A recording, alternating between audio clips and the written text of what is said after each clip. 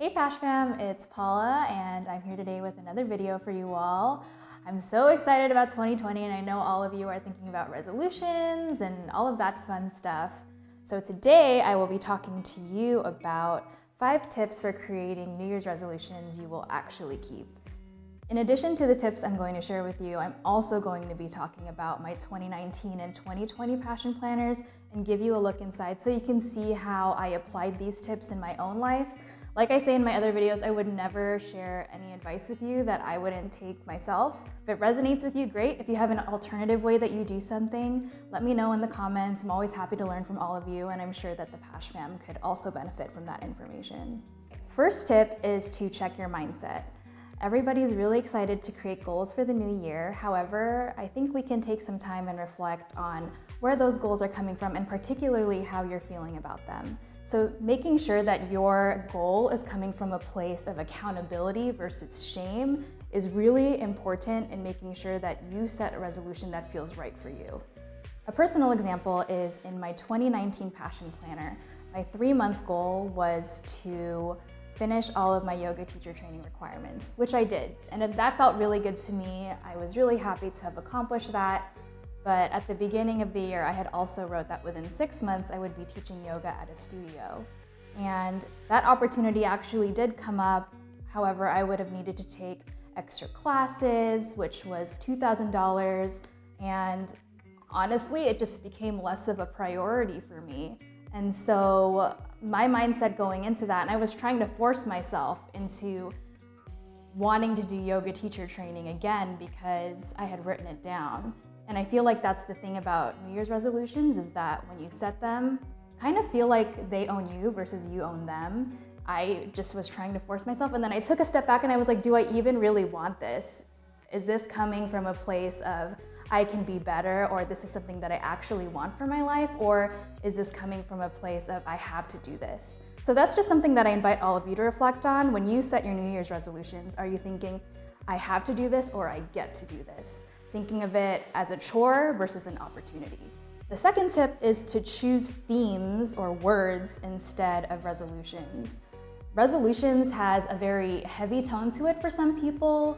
Resolute literally means like still, almost set in stone. But people prefer maybe a more fluid way of going about their year. So they like intentions or words or themes, whatever works for you. It doesn't necessarily have to be a resolution. So an example of that for me is in my Passion Planner Daily. In my Passion Roadmap, I decided not to do any particular goals, but just write down words that I really wanted to embody in 3 months, 6 months, etc. That's another thing about the Passion Roadmap that I think is important too. If the timelines are not resonating with you, you can always change what that timeline looks like, or you can just take it out completely. I think the point of this tip is to just be as fluid as you want with your resolutions. Nothing says that it has to be time-bound, although SMART goals are important if it resonates with you. You can choose your resolutions or how you pursue your goals according to your personality. It doesn't have to be the way that other people set their own goals. So if you're more of a detail-oriented person and you love all of that, then SMART goals will resonate with you. However, if you are more intuitive and you like a little bit more freedom and something that's less concrete, then maybe themes and words and intentions will resonate with you. Whatever it is, New Year's resolutions are for everybody. You just have to choose what works for you. My third tip is to pick a goal that you rocked last year.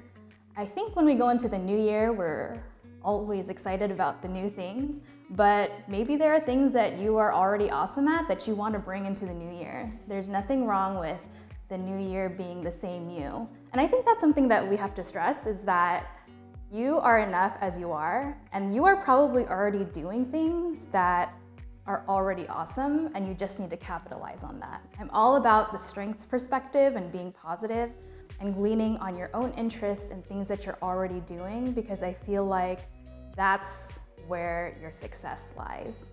So an example of that for me is last year I started my debt-free journey. I have this page in my Passion Planner and the dotted pages tracking month by month how much lower my balances were because I was aggressively paying them off. because I was doing so well with that last year, I still want to continue that this year. I'm still on my debt-free journey. It's going to take a lot longer than 1 year to get there, but I know that with confidence, I'm going to get there because I have already done it before and these other micro steps last year.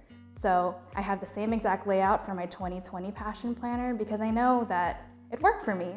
And if you have something that worked for you last year, or maybe you blew a goal out of the water, maybe elevate your goal. You already have the experiences that you need. Go ahead and capitalize on that and just make them better for the new year. Number 4 is to make a resolution with a friend. And I'm sure you've heard this before, having an accountability buddy when it comes to your goals is really important and actually may even help you accomplish your goals faster and more efficiently than you would have if you had set those goals alone. In the Passion Planner Daily on the Game Changer page, it even has a question saying, this is the person who's going to support me in my goals. And I actually have a group of friends who are also big PashFam members, and I have a bunch of text messages from the past few days, which we'll show you little samples of here, of all of us sharing our Passion Planner goals and what we want to achieve this year. And I think it's really encouraging to be surrounded by people who are rooting for you and are motivating you, because the truth of the matter is that as the year goes on, the New Year's surge of energy is going to dwindle away. And the people who are going to keep cheering you on are the ones who, in the end, are going to be there when you achieve that goal that you've always wanted to. So I highly recommend connecting with other people, whether it's in your personal life or we have Passion Planner forums on Facebook or just connecting with us on Instagram. There are so many different ways to hold yourself accountable through community. And honestly, I think that's what makes Passion Planner as awesome as it is just the strong community. When you see other people with passion planners, you know, oh man, that person is trying to achieve something and make their lives even better. I think it's really awesome to be connected with those kinds of people. So I recommend connecting with others. I think that'll help you achieve your goals faster and even better than before. My last and final tip is to choose smaller goals. By choosing things that are more bite-sized, it's a more sustainable goal to be consistent with over time versus choosing this grandiose goal that is going to take a lot more time. And if you're not tracking the benchmarks that lead up to that, it can be kind of discouraging because you feel like, oh, I haven't achieved that yet. But by doing bite-sized goals, you're tracking these little milestones that are leading up to a bigger accomplishment. And I think it's really important to celebrate the small wins. This time last year, actually, I had no idea what I was doing with my career.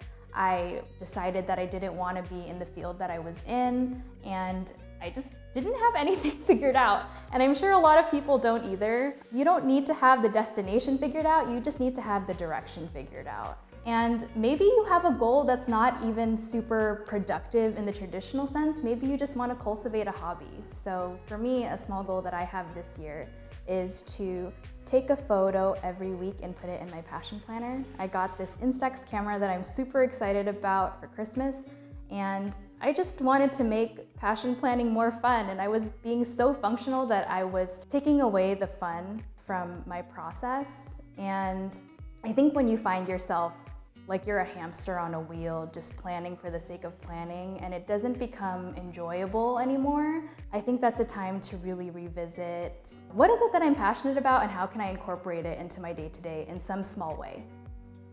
If you want to begin with the smaller steps, that's exactly what the Passion Planner is made for.